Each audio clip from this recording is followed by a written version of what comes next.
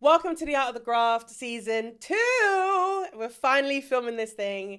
I'm very, very happy that this is happening, but I'm even more happy with the guest I've got today, Rianna Gayle, producer. Rianna Gayle has worked across many shows with TV and digital, including the Rap Game UK, Channel 4's relaunch of The Big Breakfast, Don't Get Catfished, and Savage Sundays and 4.0. I worked with Rianna on the 4.0 shows, and she's such a joy to work with. If you want to know about spreadsheets, she's your girl. Ladies and gentlemen, and everyone in between, Rianna Gayle.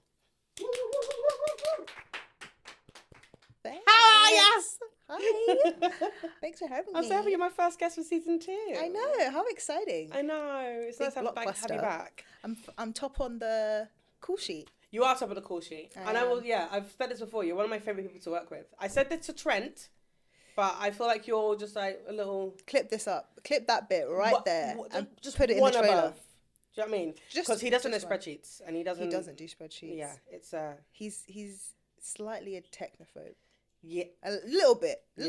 He pushes past it, but a little bit. He's mentally 60-year-old when it comes to technology. Yeah. That's what it is. But he looks great for it. Yeah. Anyway, this isn't about Trent. This isn't about Trent today. It's not about Trent. It's all about you. It's not about Trent. It's about you and what you're doing right now. It's about me. So, first... Me too. First things first, what was your first job getting into production? So, technically, it was a daily role as a runner on Saturday Night Takeaway. Oh, yeah. Oh, I used to love that show. Yeah, it was. So, I went to uni in Bournemouth, and they used to do, I forgot what it was called, but like the sofa, where is the sofa thing? Like they had a segment on the show where it was like, where is the sofa? Yeah. So they would literally plant a sofa somewhere in the UK. I know what you're talking about. And they decided to do it like an hour from Bournemouth. And because my uni course was known for like TV or had a good reputation, they decided to just reach out and was just like, do you have any people that can do it? I had a car, so I was able to drive to said random place. Yeah. And then, I just got it as a daily. And then I did work experience for BBC during my work experience summer. Yeah. And I strategically applied for so they had they might probably still have it. They have 7 or 8 departments that you can apply to do work experience in. Mm-hmm. It's actually really bad because now I'm in the industry, I'm like, they have just signed up to do glorified unpaid runners. Because there's 7 or 8 people per department that they get. Yeah. But anyway, so I strategically applied for the music department because I thought... Okay, why music? So, because I thought that's going to be the least popular. So I was like, okay, there's not going to be as much interest in this. Yeah. And I play steel pan. So I've played steel pan since I was in school. So I was like, I have that live music experience. I don't want. I actually do have that live experience. I have. We know you play. I have that live music experience. So I was like, that surely means I'll get it, and I did. So I did 4 weeks with that department, and it was in the proms, BBC proms, which was so fun. I've never watched the proms prior to that summer. Have you not? No, never. I can't lie. It's actually one of my favourite channels. Also, because at the Royal Albert Hall. Yeah. Yeah. So being at the Royal Albert Hall it's such a sick building, and I feel like it's annoying because that was never on my radar. Even though, so by the time I'd done that, I had actually performed in the Royal Festival Hall at South Bank with steel pans. I'd performed in some venues in Birmingham. So no disrespect to them, I don't remember what they're called. But I'd performed in these really nice and epic venues. So it's not like I wasn't aware of venues. But the Royal Albert Hall is just not on, I think, a radar of a certain demographic of people. And I fell into that. So when I went there, I was like, this is a fucking sick building. This is so cool. So I got to be there, I think it was twice a week.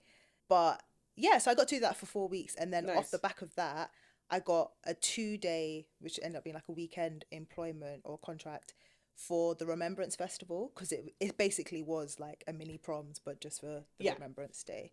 And then I did my final year of uni, and throughout that final year, because I had my car and because I now had 3 credits technically, I was able to just get daily. Yeah.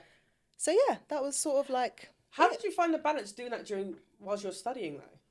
Oh, it was fine. I wish I could go back to uni and have all that time. I look back as an adult and I'm like, I had so much time. And not to do the whole 24 hours in a day thing, but I literally had a lot of time, so it was fine. And in my final year, because basically the course was structured so everyone's doing their graduate projects and you crew up within the course. Okay. So I think we had like maybe 2 hours worth of lectures a week, because then the rest of it was supposed to be like filming people, practical stuff. like grad projects.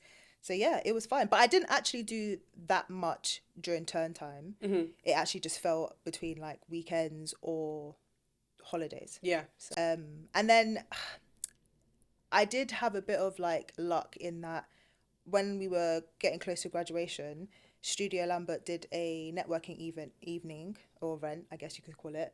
And one of the execs that was there, maybe still there now, I'm not sure, he did my course but like 15 years prior. Okay. So he was like, to whoever was organising it, I think it was the talent team, shout out to this uni, like see if anyone wants to come. And then we all had to do like a pitch to my course leader to decide who he was going to send. I think he sent maybe like 4 or 5 of us. Yeah. And we had to just do a pitch of like, how would you remake one of their current shows? And I laugh about it because I literally pitched Gogglebox.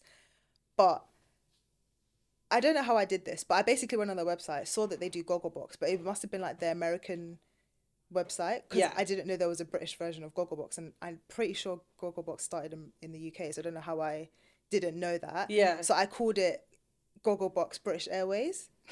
And I'm still proud of that title. But yeah. Hold on. Yeah, no, I know. Why? Why that title? Because I thought it was cool. Gogglebox British Airways. Yeah, I thought it was cool. Continue your story. I'm trying to make that make sense. Continue. Yeah, so if you hadn't guessed, development wasn't my strong suit at that point. But hey, I got chosen.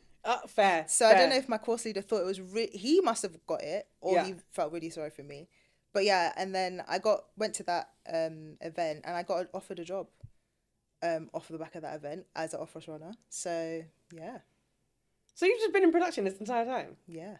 So you were saying that you actually knew that you wanted to be in this industry from quite like a young age. So what was that? Like, what was the thing that kind of you watched or you listened to that kind of started that seed? Saturday TV, kids Saturday TV. Okay. CITV Live. Yeah, I loved me some of that. Dig it.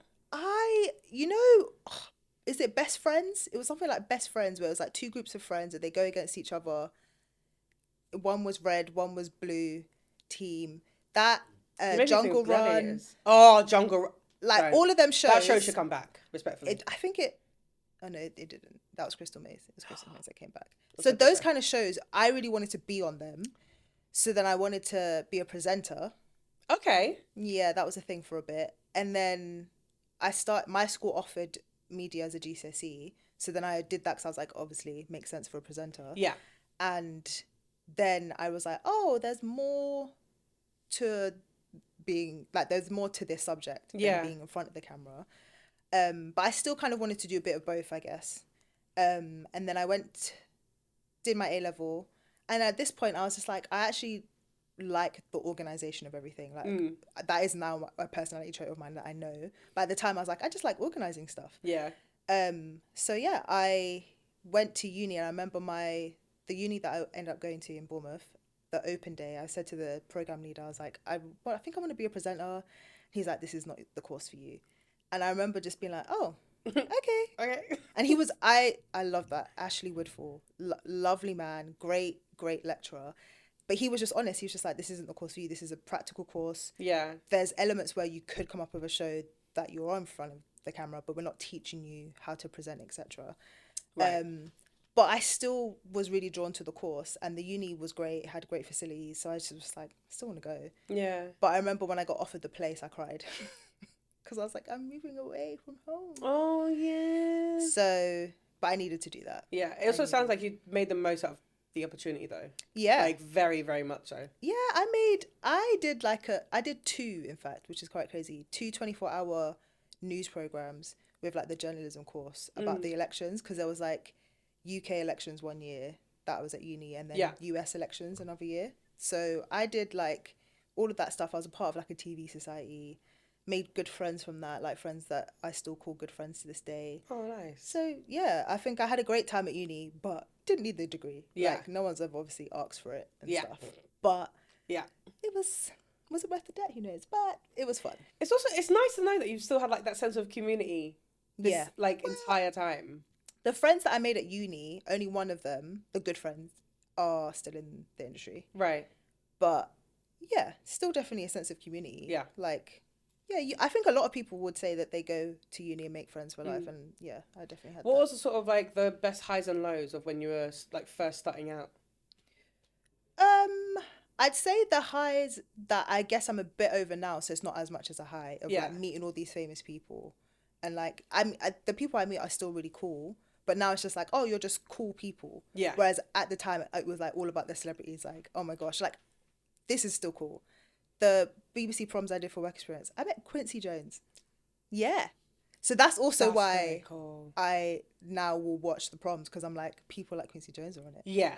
And didn't know all of that stuff. Yeah. But so like back then, like the fanfare of it all, how I got more into entertainment as well, because that stuff was fun. It was cool. And it also, when you tell people you work in TV and stuff, that's what they imagine, and that's what I was doing. So it was kind of like, yeah, that was the highs for sure. The lows was being freelance, like not having a full-time. I don't think not having the full-time job is fine, but just not having like regular money to like just plan life. And because I'm so organized, I really would like to just have that, like, I wish I could take that side of you so much. Oh, Do you know what it is? Because there's loads of people freelancers I've spoken to, and they feel the stress of it non-stop. Yeah. But they love the project so much that they won't really do anything else. Yeah. But then it feels like you found quite a nice balance of, you can go freelance. If you need a bit of a break, you can take the break. If you need a holiday, you can have a holiday, and then you're kind of back to work. Do you feel like you've always just been that organized, or it took some like real discipline for you to get to that point? Do you know, I think I can be honest and say I don't know if it's discipline. I think I've just always fallen on my feet. Like, guys got me, because I'm still, even to this day, like signed up to hospitality agencies. Yeah. I just know other ways to like support myself when I'm not working in TV. So I think there is a level of discipline to it, but yeah, it is also just like knowing, okay, I can just not have to look for a full-time job right now, because I know I can lean on this stuff. Yeah. But yeah, that's definitely a low, and it's unfortunately, the higher up you get, the less roles there are. So it's kind of getting worse in that sense. And the industry is obviously doing some stuff. So yeah.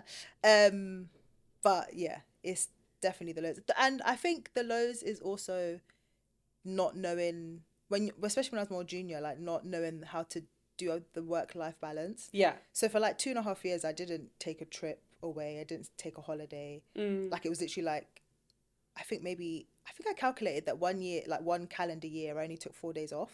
Right. Oh, and that was, and then Christmas, but like, yeah, 4 actual days where I had to ask for time off, because I was just taking the next contract and like not wanting to ask for too much, but also just like not wanting to spend so and so money on a holiday, but not wanting to say no to a production that came up, all of that stuff. So how did you feel like you burnt out like in that period?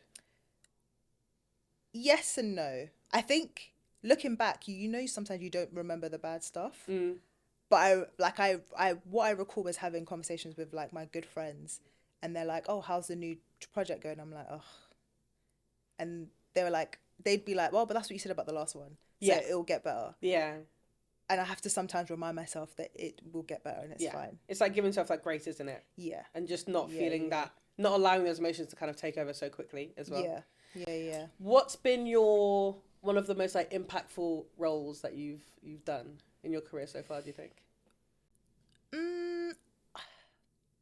I think there's actually multiple shows, but a lot of the shows where I would just say are my cultural shows have definitely changed the way I work as a producer, because I found comfort in just being me, and I think that is something I would always champion and push for now, no matter what team I'm working with Yeah. and what show I'm doing.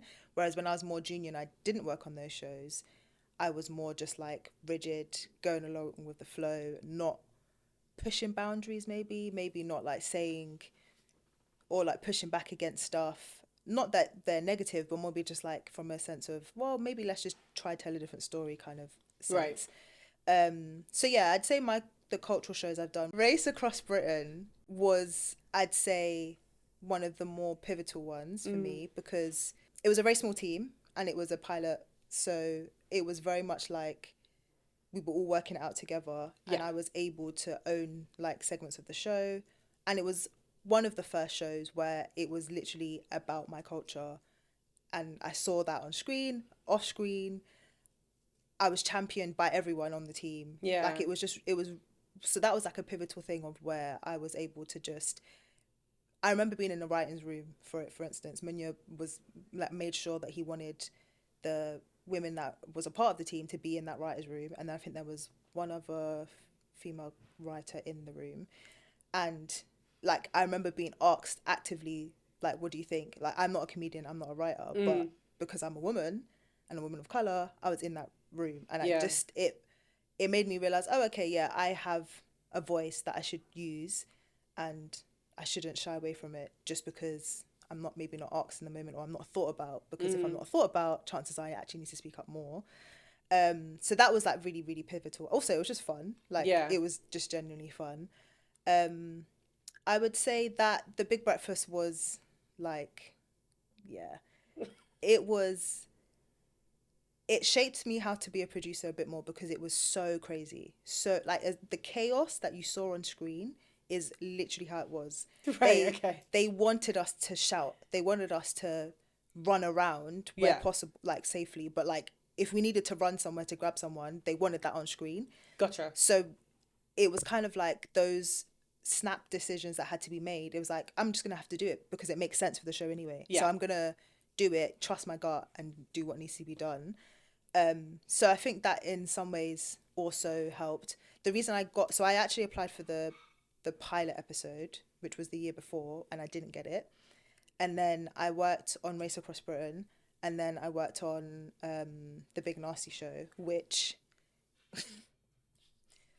Big Nasty Show was a show that I wrote down, that I said I wanted to work on in my like notebook. I had a mentor who said, write down all the shows you want to work on. I wrote down every black cultural show that was like on TV at the time, and I got to work on it, and it was a good precursor to the Big Breakfast, because it was just so random, so chaotic, so like the amount of times Big Nasty would just fall asleep on set. Stop. Yeah, like crazy. I think I've only seen like a couple episodes of that show, and I'm just like, okay. It was good though. Like, again, worked with cultural team, but it wasn't just all black. It was just cultural in so many different ways. So like people would say stuff and you'd be like, what? But it was like in an informative way. Like I was just learning stuff about. I really enjoyed that team. I remember that was the first time I had asked for a step up, and I got told no, but then I negotiated like a senior researcher role, I think it was at the time. And that was the first role I came out, and I was just like, I could have bossed the step above. So it also helped my confidence. But that directly like helped me for the Big Breakfast, because chaos. And 4 a.m. starts as well, which is Oh god, no. I see. I will never complain when we do a 4.0 shoot. I have to be there at like 6 in the morning ever again. But you live around the corner, so no, not all the time. Whatever. It's just because you live in Narnia. What's the other question? That was it. So when you were working on, you were saying before about you had the moment to then ask for like a step up. What are those conversations like, and how do you normally feel like you need to approach them? Because I do think there's a level of, it's quite daunting having to have those conversations. And it feels like you have to kind of fight your case as to why you should get X, Y, and Z. So what was your approach there? So for that particular show, so the company that produced or co-produced it was Expectation. I had done one studio show there. They asked me to come back for Race Around Britain. Race Across Britain. I actually can't believe This is actually gold. They asked Trent's gonna love this. They asked me to come back for a race across Britain. So then I was like, okay, this company knows me. And by the time I'd done the first studio show with them, I was like on the cusp anyway of like being able to step up. So having been at a company that I liked and felt comfortable somewhat at, I was just like, this is a good time to ask for a step up. So I asked the production manager, can I be on the show first off? Because they were starting whilst we were still on Race Across Britain. So I was just like, is there scope for me to be like on the returning series? And she was just like, yeah, talk to the exec. I spoke to the exec, who is an eccentric man. Also love him, Ben Wicks. He was kind of like, yeah, like, of course you can come on the show. And I was just like, what about as an AP? And he was just like, yeah, let's talk to whoever the SP is, because they hadn't put the SPs in at this point. Right. So the SPs might have wanted to bring their own APs, etc., etc. And then Trent. So I met Trent on Race Across Britain. Trent then was the SP that got put in there side by side with another SP. And then I remember saying to Trent, so at this point I'd only known Trent for like, I don't know, 6 weeks or something. And I said to Trent, I want to be AP on this. And Trent was like, yeah, you should ask for it. And I was just like, oh, Love okay, that. great. But it just transpired that the other SP there was one AP that was returning, so that slot was gone. Right. And then the other 2 slots, other SP just wanted, the SP wanted someone, so that was the second slot gone. And then one of the execs wanted someone, so that was the third slot gone. Gotcha. So I was just like trumped out basically, but they did allow like the negotiation of you can have senior researcher in your title. Yeah. So yeah, that worked out. And then my next role was the Rap Game UK, which was with Trent, and Trent was like, yeah, you can have AB. So I guess, and with the Big Nasty show, because it was so chaotic and because I worked with really great APs that just really like championed me, I was able to do AP stuff. So by the time I went to the Rap Game, I was like, yeah, I'm AP. Anytime I mention that show to literally anyone, it feels like everyone's watched it. I feel like I was the only person in the world who hadn't actually watched it.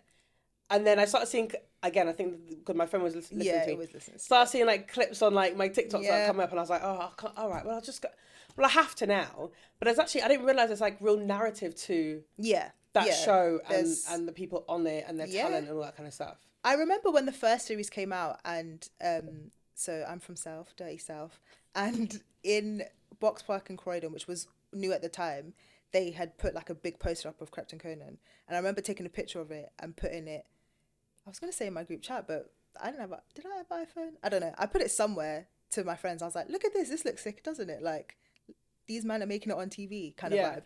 So I remember me and a few friends being like curious about, oh, okay, this looks good. So first 2 series, yeah, man, I was a fan. Like, I loved them. I think series 2 for me was my favorite. So that's why it was on my list of just like, yeah, this is a show. Like, you're bringing X Factor to like my music that I actually listen to. Yeah. So like, yeah, I want in. But yeah, it was also like, for me, just great to see almost like worlds colliding of like my TV world that I work in, that not many people I know at the time anyway are like from the cultural side of things. Yeah. And that listen to rap music.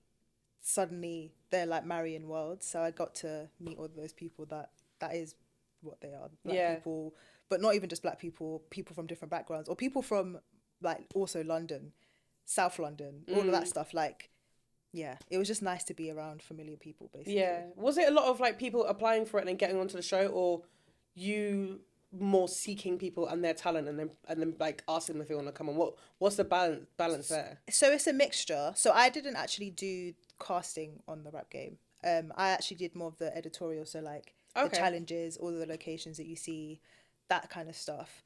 But the more series when I would when I would return, I would do more of the like pre-casting stuff. So I wouldn't necessarily reach out to people, but I'd do auditions and stuff like that. So yeah, but it is a mixture of, there's people that will apply like automatically. There are people that friends might tell them to apply, and then there's people that casting team, execs, anyone really in the office at the time might be like, oh, you guys are doing Rap Game, right? Yeah. I've seen this person, you should reach out to them. So it's a mixture of people.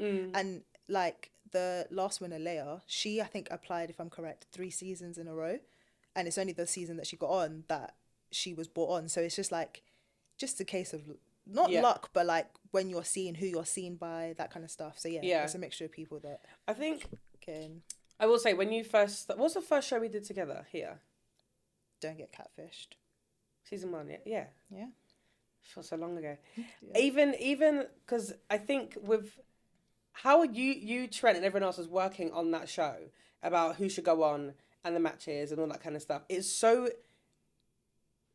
intricate that I don't think people understand how much detail you have to put into like the pairings of everything, and then like making that format make sense. Yeah. I mean, that show's been such a great success, and it's still going like really, really well. Yeah. How was that going into that show here for After Party?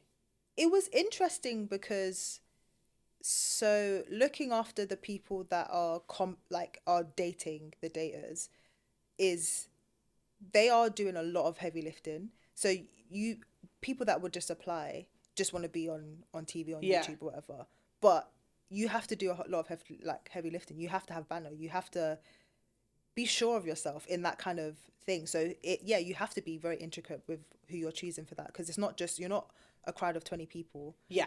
And you're just saying yes, no, whatever. You're literally like having banter, and you're saying, I'm the best person for you. So you have to have some riz about you, some fun. And obviously it's more of a comedic show, so you actually have to be funny. You have to be able to carry yourself. Yeah. And you're going up against people like Harry Pinero, Nella Rose, etc. So you can't let that phase you. Or if it does, you have to be able to carry it in a certain way. So Don't Get Catfished was a lot more intricate than I think Savage was, because even though Savage was way higher numbers, Catfish is like, is so heavily lifted with those people. So it does make a big difference. I do find it interesting though, when we did the first season, I don't think I realised how much detail and stuff had to go into the casting of it.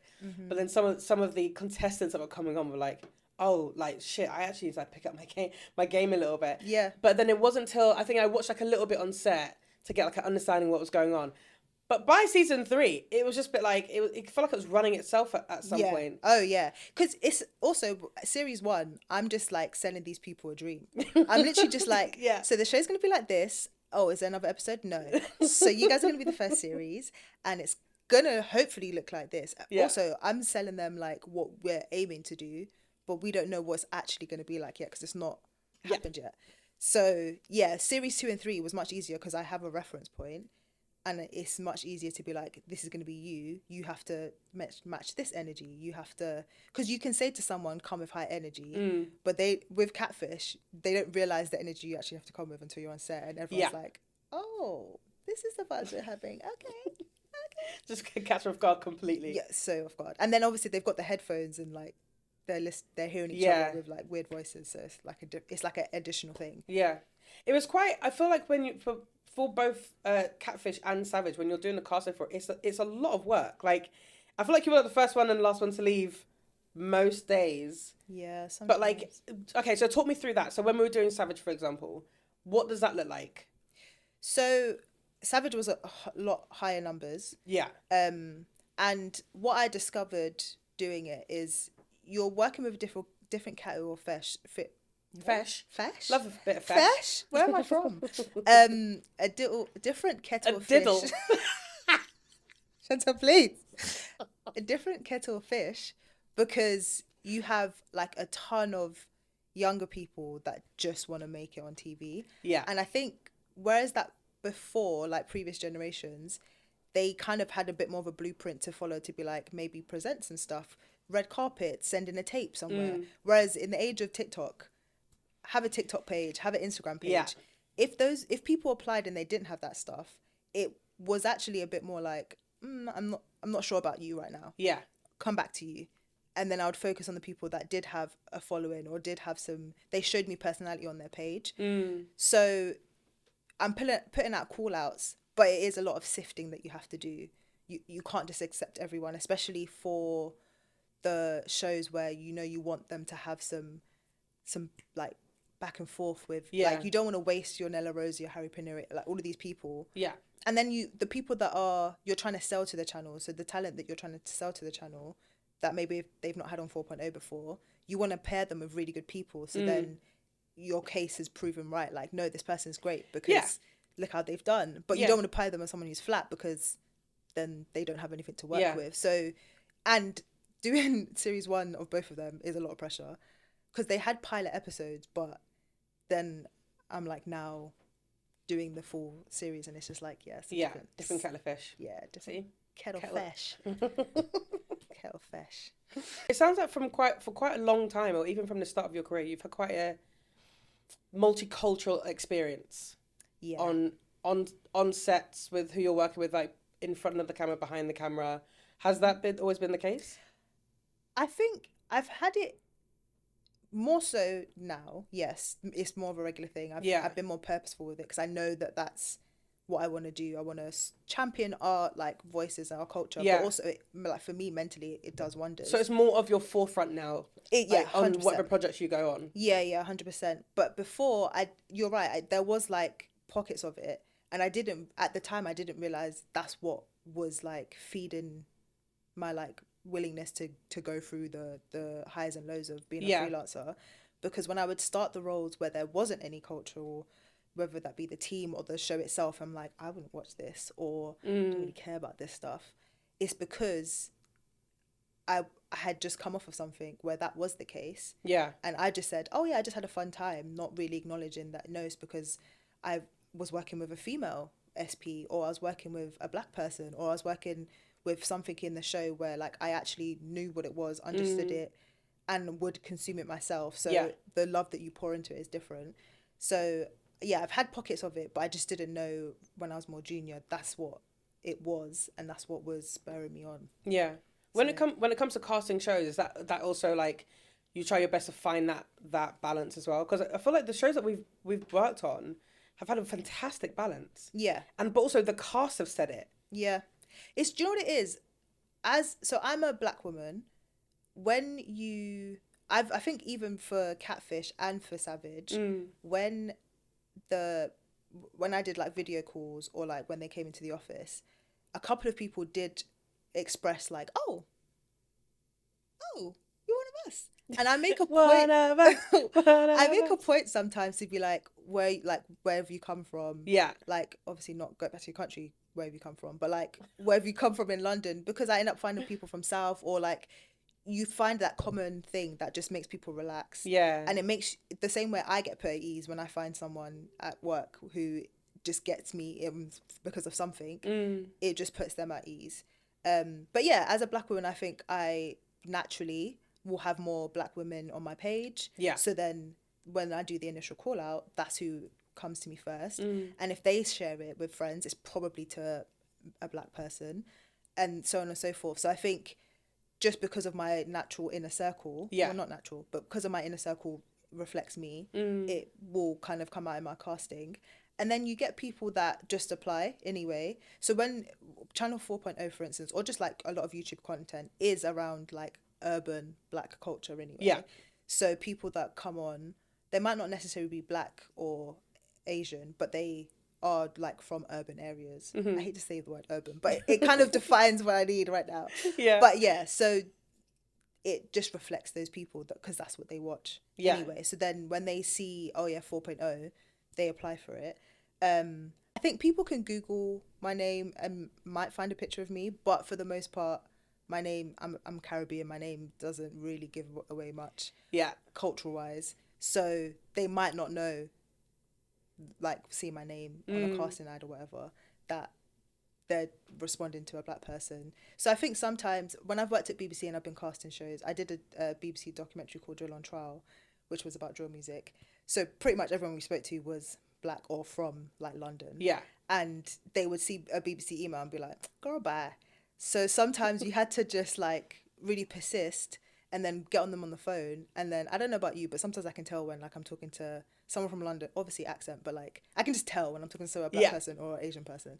So I think that helped, because otherwise they're just seeing a name that, it's probably not you're probably not for me, is what it is. It's not necessarily always about color, but sometimes you're not trying to tell my story. Yeah.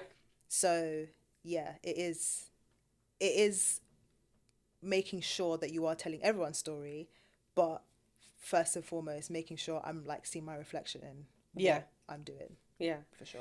I do want to talk a lot about balance because I honestly, as much as you might not agree to this, I do think you're the one person that I work with in production that has just a good balance. Ooh. I don't see you stressed, or when you are stressed, you manage it like really well. You don't sort of like eat bad when you're stressed or anything like that. And then on sets, you're still like, you're buzzing around, but not to the point where you're not approachable. Right. Do you know what I mean? I feel like you've always just got this energy that we can always come talk to you about something, or if something, you know, comes up with the council or with casting or whatever. I'm actually triggered by that. I can't like that day. I did not receive enough applause from that day. Yeah, okay. So we're just going to give some context to this, right? So we were doing Savage Sundays, and we have second series. Yes, we had kids on the show. And when you have kids on the show, there's certain things that you have to have in place legally, and you have to have them licensed. Yeah, so exactly. You have to have that paperwork first and foremost. Yeah, but then it was the council might pop up at any point. Yeah, right. So when we did the pilot of the show, they never turned up, and it was. I mean, I think it was still on board, and like that's fine. Yeah. But when they turned up, and someone went, "Shan, the council's here," I just was like, "For whom? If it's for me, I'm running out that door." They're like, "Oh no, I think they're looking for Rianna," and immediately I was like, "Oh my god!" But you came out with a folder. I was like, "Bitch has got this." Yeah, listen, she's got this. I printed that stuff. I printed it as it came through, so like 2 weeks prior, and I just had that folder ready, putting stuff in it as it came through, because you ain't catching me out with paperwork. Like, you're actually just not, because I think if I pride myself for anything, it's my organization. And big up Jamie, because I think Jamie is my driving force when it came to that paperwork, because at the beginning of series 1 he was like, "Oh, who have you put on the like license?" And I was like, "Oh, I put my name." He's like, "Oh, okay, you know that you're responsible." And I was like, "Yeah, because I am." Have you done it prior? No, I have done it, but I've not been named on it before. Gotcha. Okay, so fine. Because I love paperwork, and it's because I love paperwork. Do you know how nerdy that sounds? No, it is. But hey, I'll let you it's got me here. It's got me here. But because I love paperwork, I helped a coordinator with it on my previous show. Yeah. Prior to Catfish, so it's literally just by chance, because I was being a good person and helping her with the paperwork. I was like, "Oh yeah, okay, I literally did this like 4 months ago." Yeah. So, yeah, but I didn't expect the council to actually come, which was yeah. And I was literally in the midst of doing cue cards. So yeah, I remember. But this is the thing though. Like, you've rubbed off on a lot of us, like here at After Party Studios, because don't get me wrong. Hold on, I'm a very organized person. No, you are. I'm a very organized person. I think that's why we bonded. But I've already said there's like, it feels like every time we've worked together, there'll be one or two things that either I've taken away personally or I've taken into work, and I'm like, why haven't I done that before? Honestly, more the balance thing, the balance of like, that's interesting. Let me have my hobby. Let me have like put my health into check, like, because we were doing that chia seed water together at some point. But it was also nice that anytime I felt stressed, I can come and talk to you. I can come and talk to Trent. It wasn't like I had to go out and have a cigarette, and it's not that kind of energy anymore. Mm-hmm. And I felt like we all just made a really good team. Yeah. But I think because I was so eager when I first started in production, I just wanted to kind of please everyone. There were moments where I realised I was burning myself out. I didn't have any hobbies. I wasn't working out. I wasn't really doing anything. 100%. And then we got to a point where I think I was kind of like, you were like either leave it, even if you were leaving late, there were days where you would still have like a lunch break, or you're looking forward to your weekend, or you're doing, the still drums, or you're going out for a dinner, or you're doing like a quiz or something. Do you know what I mean? It was that like kind of like always stuck in my mind. So now got a much better balance for it, and now I also know that I can ask for help a lot more. Like doing 4.0 stuff, because it's so intense sometimes, especially with Savage. Yeah. It's very, very, very daunting. But I feel like on season 2, we all kind of walked away from it being like, yeah, I think we did. And do you know what? It's so interesting you say that, the whole balance thing, because I think I've acknowledged about myself, I just always like to do something. So even when I'm not doing anything, I planned Like I've literally put it in my notes that at 6 o'clock I'm doing nothing. Yeah. So okay, that sounds that sounds really bad. I really not down. Okay, no, I will put like in the evening I'm doing nothing. Yeah. So yeah, okay, I kind of do plan my free time. But yeah, it's interesting you say the balance thing, because when we did Savage 1, I was going to Still Pounds every evening. Were you? Yeah, to prep for our competition. And I think Jeez. balance was there, because I guess you could argue my free time, I was doing something that I wanted to do. Yeah. But like I was getting home at like 1 a.m. and then having. And then we were on set at 7 the next day. Yeah. And everything is based in North. This is why I actually have like a hatred towards This is it. also but you also problem. It isn't. Okay, wow. Thank you. You literally live the furthest out of all of us. Yeah, but half of it isn't by choice. But the studio is so good that we're not really gonna move. So you gotta figure it out. Whatever. Also, but I didn't. Yeah, but again, I never would have guessed that. I never would have guessed that you were doing like such long hours, and then yeah, you just seem so calm and so chill all the time. Yeah. So I actually last year, a lot of the reason why you met me in like a healthier kick was because I had to come to a hard truth that my body was producing the stress. Right. So like I have like scalp issues, my skin would flare up. I was going on holidays, which is great, but my skin was overreacting to heat where it had never had before. But I think it was because my skin was so on the cusp of just like stress. Yeah. That the heat was just like, yeah, you're doing too much now. So you met me when I was trying to get a hold of it a bit more, because Gotcha. I couldn't ignore it anymore. Like I've been suffering with scalp stuff since I was very young. Yeah. But adding adult life into it and then work, it was just like, honestly, you hold your shit together way too well, dude. Oh, I told you I'm an emotional babe, so I cry quite a bit. And I've had a bad situation, like a bad job situation where I didn't hold it together very well, because I ended up crying in the office. And I remember just being like, oh, Rianna, you've cried. Darn it. And I think I cried more than once. Did you like talk to someone about it when you were there? So the reason why I cried was because people that I have that are my people, like literally outside of work, I will talk to these, like I'm going on holiday with one of them. Yeah. They came up to me and was just like, you're not okay.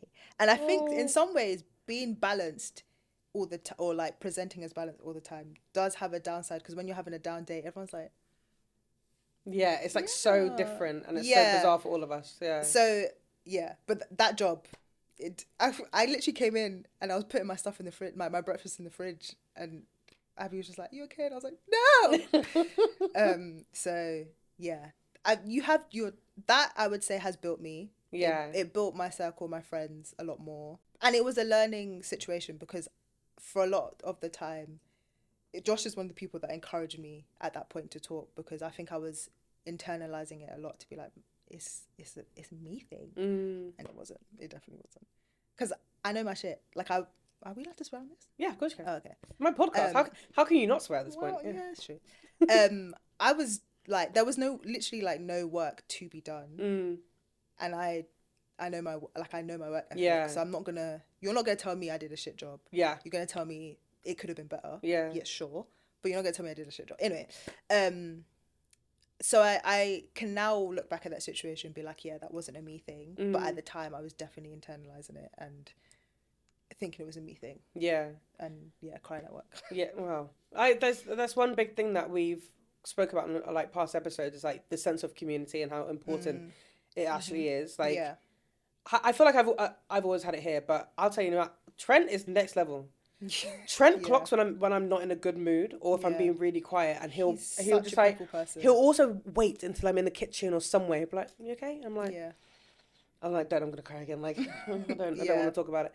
But it's nice when you have that sense of community of people to check in on you 100%. when you feel like you can't also bring it up. Yeah. Because I think that's the other thing, is that you kind of just want to get on with the job and show that you're strong and a good front and whatever. But after like 4 days of filming and you're stressed and people are shouting at you and all that kind of stuff, you do kind of need that one person to be like, and I'm checking in. Yeah, on set, I think when people are like, you just manage stress well, you're always so calm. I'm definitely just like being the opposite of what someone is like to me. So not necessarily saying that you're being a bitch, but if I can see you're stressed, Yeah. from afar, I'm coming over to you.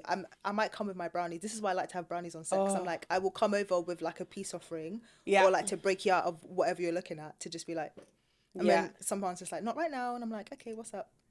I think I tried to. You just made me think of your brownies, and I got really upset because I just realized you didn't bring me any. But it's fine. It's fine. I'm bringing them on Monday. It's absolutely fine. I'm not actually here as a paid employee today. That's fine. I'll be here Monday if you're gonna bring brownies. Yeah. Oh, so you wasn't gonna come in?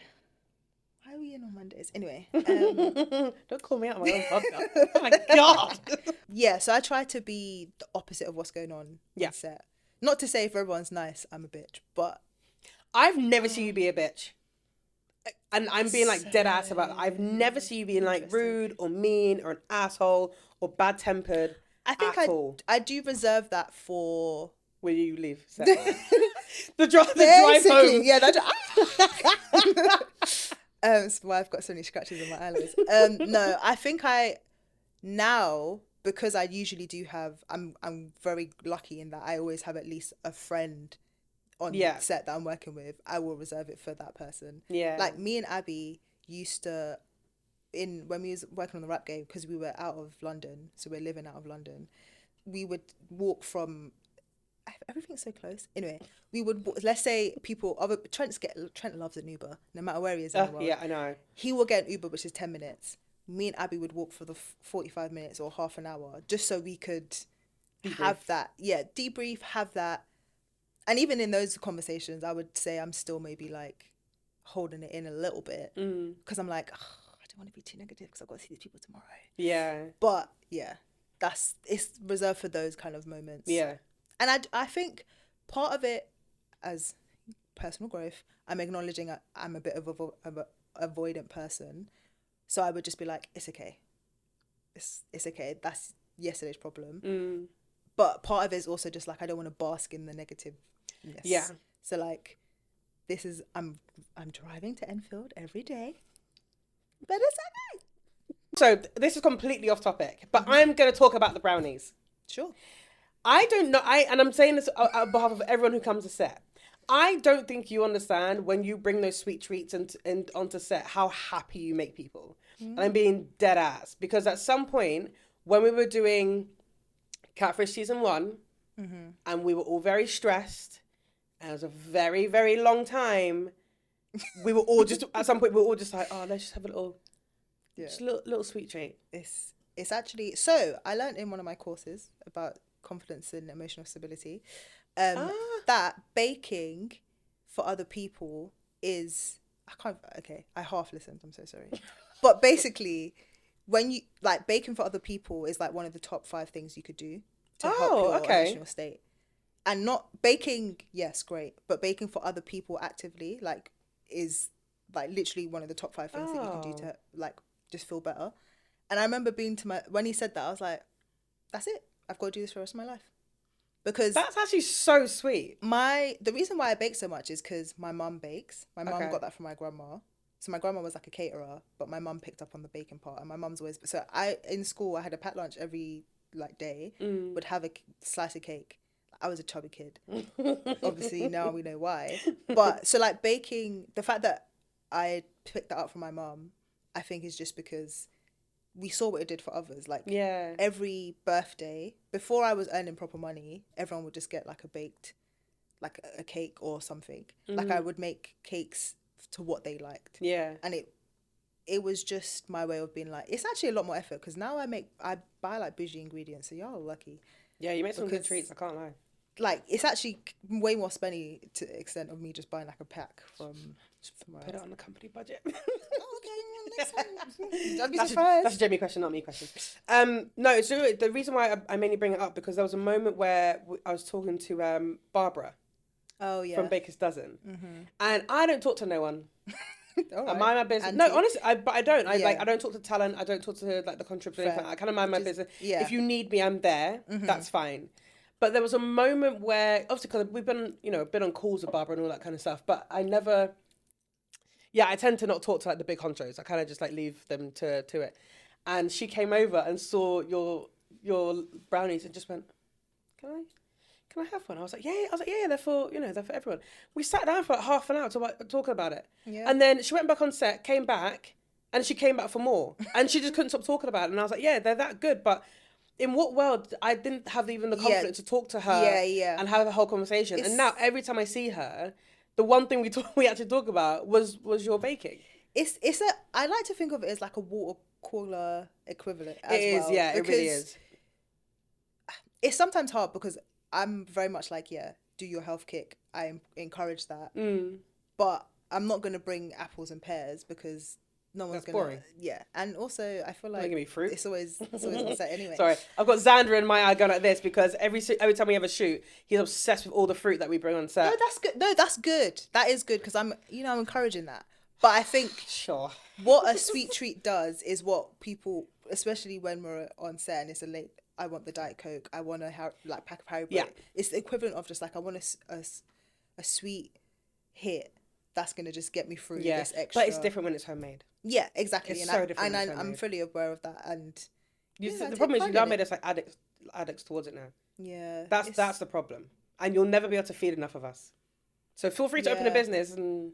Do you know I've actually downloaded a side hustle guide. But have you now? Yeah, I can't. I'm not sure if I can be bothered. Do you need a taster? Because I'll be your girl. I need a first customer. I'll be your first, second, third, last, everything. Okay, great. Well, yeah, the brownies won't stop. I need to reintroduce more flavors and stuff though. I used to do cookies, and I always mention it in an interview because I'm like, oh yeah, this is my selling point. And I used to be like, no, you're being corny, but I'm like, no, actually, like I will bake for when we're on set. Like that's a fact. It's nice that you do something like that with such purpose as well. Something I'm not saying it's a small thing, but something as small as just bringing, home bakes. It makes a massive impact. Back to work conversations because I just got really soppy for no reason. Projects that you're doing now.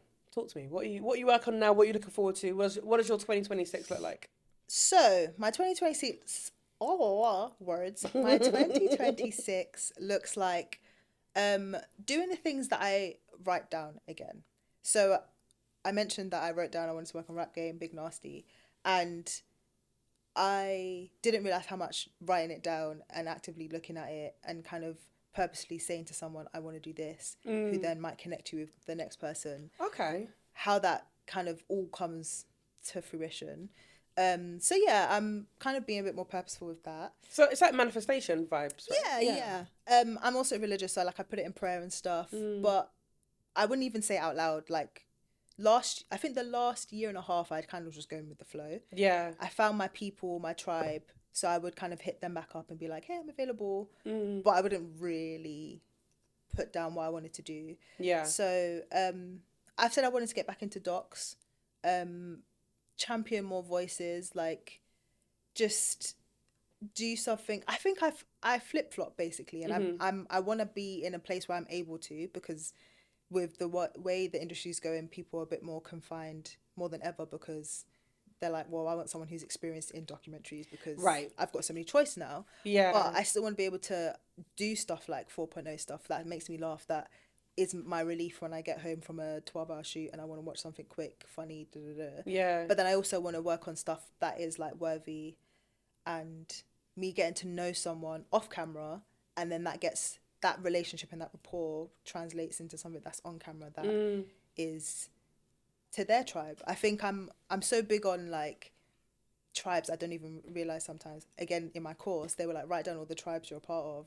I do steel pans. I love playing The Sims. I bake. I like... The Sims? Yeah. Chantelle, have we not had a conversation about my Sims? I haven't played it that much recently. But the game. But I will happily... Sorry. You look like such a Sims girl as well. Now I'm thinking about it. Continue. Sorry, that's not a bad thing. What does that even mean? Huh? What does that even mean? I don't say it's a bad thing. But what does that even mean? Look, there's a few people in my life who play Sims, and you know they play Sims. Interesting. Here's the question. How many years have you played Sims for? I don't know if I can answer that question. I've had The Sims installed on my computer devices since... 19. Since I was maybe... So my sister played it first. She was the one who brought it into the house. Oh, so it's her fault. Yeah, but she does play a little bit now, but she had kids and stuff, so she was just like responsibilities. But You're like brownies. I'm like brownies and Sims. Since like I don't know, 2005 or so, 20 years. I don't know. I don't even know if the game's that old. Basically, oh, it's old. It's early 90s, I think. First Sims came out. Okay, yeah, fine. Yeah, we had the first Sims version, but like the community of Sims, I didn't get into that until I was at uni. So 10 years ago. I have so many questions about Sims, but I can't believe we've not discussed this before. But my point being, so am I. It's because I haven't actively played it. I don't know if you'd be my guest on my podcast. I'm kidding. I saw you. I haven't actively played it for a long time, but I watched. I know how this sounds, right? But they be making money. I watch YouTubers who play it or review packs or like tell us about the news. I've recently got into that. Money. Yeah. I never understood that culture, but I've massively got into it. So, and you know what? There's, again, you find your communities within the tribes. There's like one black female custom content creator. So she would make like wigs, nails, etc. for the game. I hope she'd be making money. Like she has been doing it for like, I don't know, 10 plus years. She had an exhibition that the Sims had like erected, just talking about her like career and her come up. Crazy. So just to rattle off the last bit of our conversation, I did mention this to you, I think, the other day. When it comes to, obviously, like the one thing I want to do is, again, bring community within this podcast, right? So we had Trent on, and now we've had you on, and, you know, we've had connections of people we're working with together. Who would you nominate to be a guest on this show for future seasons? And also why? So, I have 4 people, and I'm not any. Okay. I'm struggling to like cut it down. No, you don't need to cut it down at all. Give me all 4. So the reason why it's 4 and not like less is because they're just varied, and I think that's important. Okay, love that. So I worked with a production manager called Amir. He's now a production manager. Amir. I met him on. Did I meet him on Race Around Britain? Race Across Britain. I worked with Amir on Race Across Britain, and then we worked on Big Nasty together, and such a vibe. Okay. Such a vibe, and I have a friend that, like a very good friend who recently got into the industry, and she applied for a job that he posted. So I showed her that he posted this job. You should apply. Right. And this is not going to hopefully sound as egotistical as I think it is. She name dropped me, and he was just like, "Oh, Rihanna's good people. Come for an interview." Nice. And I saw how community works in that moment. She's now moved on to scripted, but it just gave her that like first real credit kind of thing. So yeah, he is am I going to misquote? I think he's Filipino. We'll Google it. It's fine. Yeah, he can tell you. But yeah, he is a production manager now. He's done like I said, he's done Race Across Britain. He's done Big Nasty Show, but he's also done like RuPaul's Drag Race. So he's done like a lot of big shiny floor stuff. Yeah. So I think he'd just be great to have that kind of experience.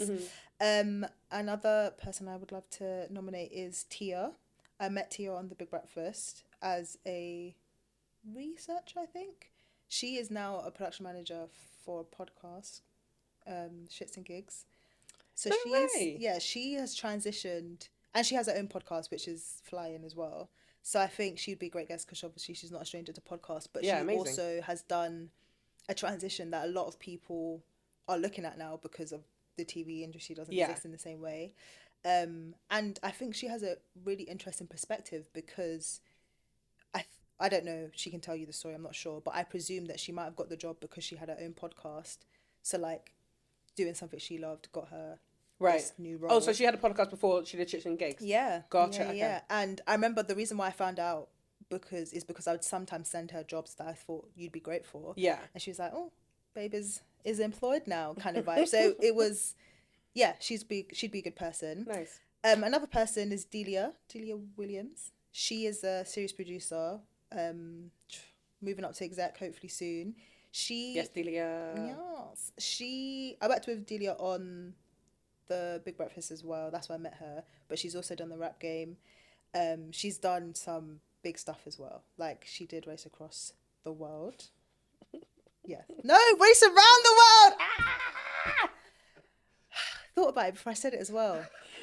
I'm just going to have a whole TikTok. You should have a timer. I can't send it back. For God's sake. Delia has done. I got to write more times than you did. Shut up. And you were on the show. You, what's that word? I didn't do nothing. You infiltrated my brain before we started recording. You should have just kept your ears closed. So. Whatever. She did Race Across the World. Oh, fuck's sake. Delia has done Race Around the World. Is that what it is? Race Around the... I can't even hear it anymore. She's done Race Around the World. She's done some big shows, man. Oh, I actually can't hear it anymore. She's done Big Brother as well, man. She's done some stuff. Fuck's sake. Oh shit! We're gonna clip the wrong show on this as well because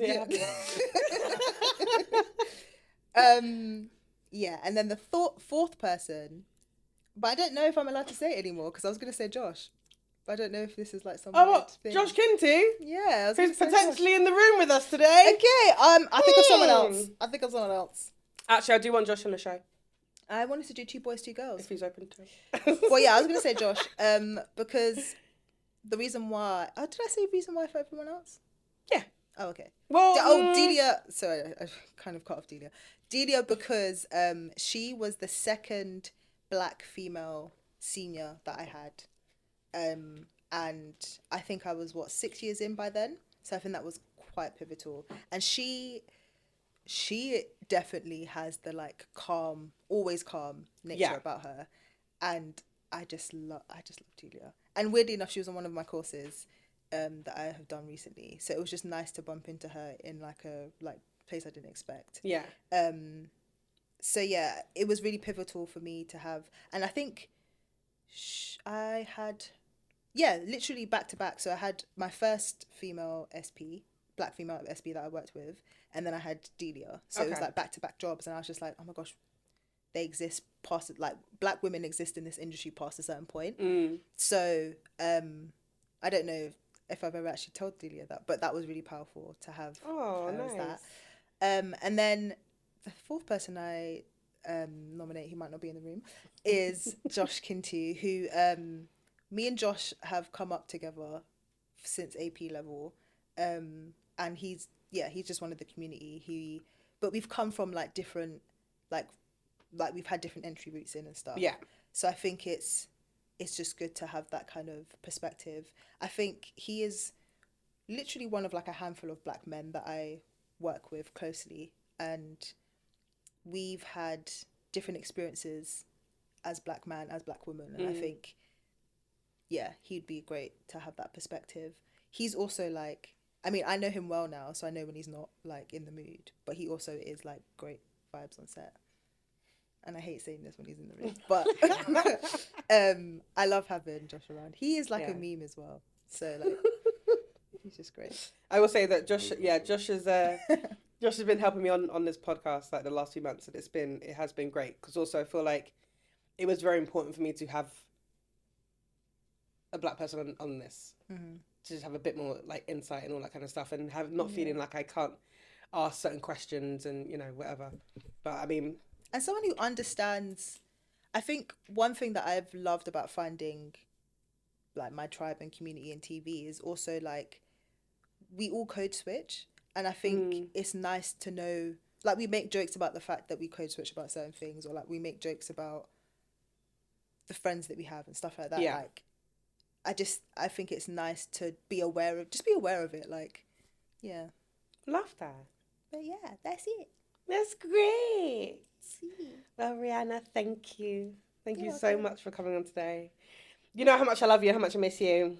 And I mean, I love everything you keep doing, and we will always stay in touch, to be honest. I think we're gonna be on holiday together. Let's hope so. Okay, well, not with that attitude. You go damn it. Enjoy your own damn holiday. I will say though, like, you're one of the people who've had just so much experience for so long as well, so it is nice that like no matter what, anyone can come and talk to you and ask you questions, but you're such a welcoming, open person to be around, which is great. And I think this is why, like, any set we've been on, people genuinely like being around you. Thanks. And you do make a lot of us feel safe. Like, I know I can, like, come to you and be upset or rant or whatever, and it's just like you're always like a really great soundboard for all of us, and I hope we can be that for you as well. Yeah, no, definitely. I think this summer that I just had was very challenging. I signed myself up for a lot. I signed myself up to cast a lot of people that I hadn't done really before. Yeah, I'd casted, but I dabbled. Like, to be the only person casting was a lot, but I wanted to be here. Yeah. And then to side that with Still Pans, I was doing a lot. So it was nice to be just kind of like welcomed with big arms. Yeah.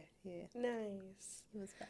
Well, thank you for coming on today. It's okay. I hope you enjoyed it as much as I did. Well, you kind of bullied me, but it's okay. Okay, well, we're not going to add that to the podcast, are we? I mean, like... I can't believe you didn't know I played Sims. No. Look, again, I'm not being a dick about it. I've played it before, like 20 something years ago. I just never understood the world of Sims for it to be such an obsessive game, because you're basically creating a universe and then people are shagging and having babies and stuff. Yeah, but I can also own a house, Chantelle, and see, mortgages, paperwork, admin. I don't have a mortgage. I can literally press 3 keys, type in motherload, and I'm a millionaire. And that's the end of our episode. That is the art of the graft with Rianna Gayle. Thank you so much.